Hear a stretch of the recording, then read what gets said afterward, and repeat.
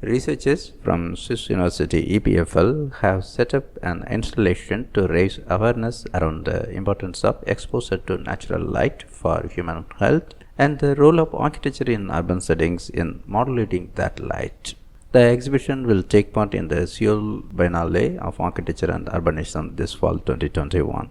Natural light plays a crucial role in the regulation of our circadian rhythms, which dictate a variety of biological processes, from sleep-wake cycles, our level of alertness, and even hormone production.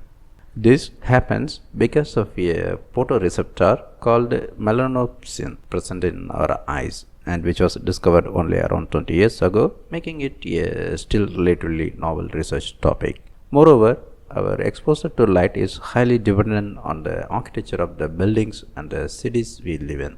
That is precisely what Circadium, about a day in Latin, aims to highlight with a structure designed and assembled on the EPFL campus this summer 2021. Set up by researchers from EPFL and HED Geneva, it tackles the relationship between architecture, sunlight, and the impact of their dynamics on human health.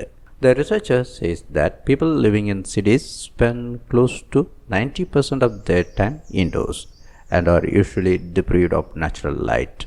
It can make them feel more sleepy, less alert, and even impact their immune system.